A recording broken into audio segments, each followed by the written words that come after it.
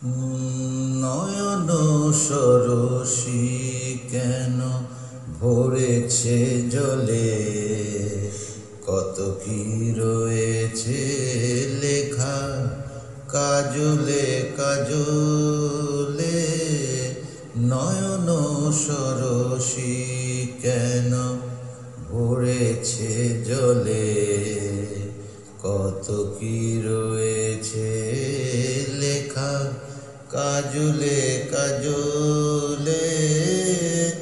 নয়ন সরসী কেন।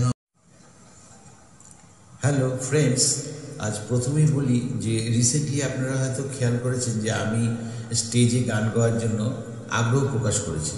তো খুবই সংক্ষেপে বলি যে আমার যখন 12-13 বছর বয়স, ক্লাস 7-8-এ পড়ি, তখন প্রথম নদিয়া জেলার ফুলিয়াতে একটা গানের কম্পিটিশনে হারমোনিয়াম নিয়ে রবীন্দ্রসঙ্গীত নজরুলগীতি গিয়ে প্রাইজ পেয়েছিলাম। তো যারা আমাকে ছোটোবেলা থেকে চেনে, তো তাদের হয়তো কারো কারো মনে থাকতে পারে ব্যাপারটা। তো তারপর দীর্ঘদিন ধরে আর গান গাইনি, শুধু গান শুনতাম। তো এটা আমি আগে ভিডিওতে জানিয়েছি। তো তারপর 2008 সালে আবার নতুন করে গান গাওয়া শুরু করলাম। তো ওই বছরেই কলকাতার টালিগঞ্জ কালীঘাট এলাকায় তপন থিয়েটারে গানের একটা কম্পিটিশনে গুরুদক্ষিণা সিনেমার এ আমার গুরুদক্ষিণা গানটাকে 3rd প্রাইজ পেয়েছিলাম। তারপরও টুকটাক স্টেজে গান এবং কম্পিটিশনে গান গাইতাম।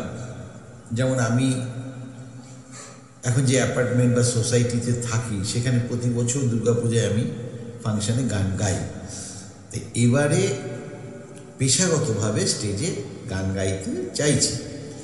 যদি আমার ক্রাইটেরিয়ায় ম্যাচ করে বা ম্যাচিং হয়, তাহলে আপনারা অবশ্যই আমাকে বড় স্টেজে দেখতে পাবেন।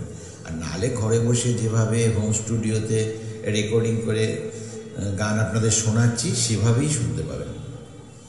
তো যেহেতু ভারতবর্ষের বিভিন্ন ছোট বড় শহর থেকে আমার দর্শক শ্রোতা বন্ধুরা আমার গান শুনছেন, তো হিন্দিতেও এই কথাগুলো বলবো ভেবেছিলাম, কিন্তু হিন্দিতে বলতে গেলে ভিডিওটা অনেক বড় হয়ে যাবে।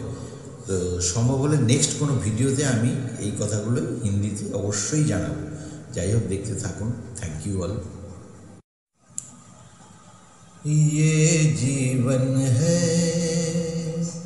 इस जीवन का यही है, यही है, यही है रंग रूप, ये जीवन है।